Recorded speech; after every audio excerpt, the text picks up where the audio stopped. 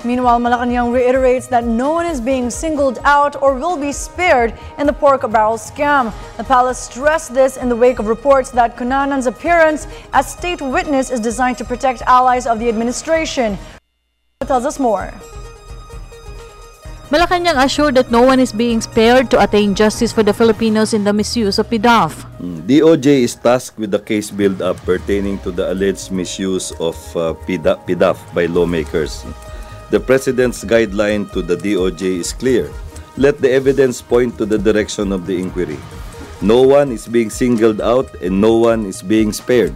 Presidential Communications Secretary Sani Coloma said in response to reports that provisional witness Dennis Cunanan's testimony allegedly intends to cover up the allies of the administration on the controversy.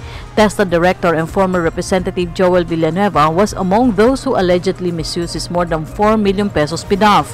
Villanueva had already denied the allegations. Secretary Villanueva has declared in various media that he has voluntarily provided all relevant information regarding the use of his PDAF allocation.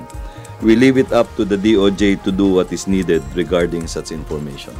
Meanwhile, Malacanang recognized Cunanan's testimony in today's Senate inquiry will pave the truth behind multi-billion pork barrel scam.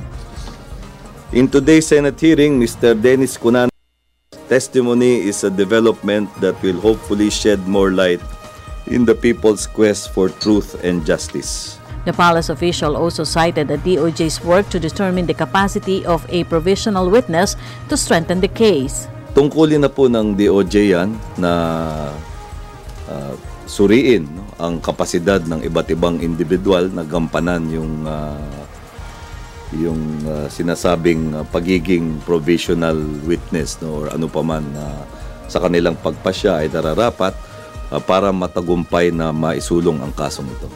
Malacanang also maintains their position to ensure the interest of the state to secure and protect the witnesses on the case. Ang ating pong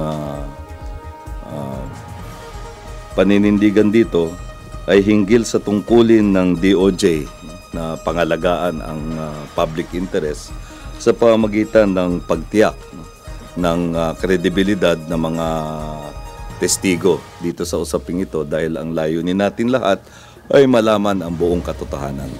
For the People's Television, Rocky Ignacio.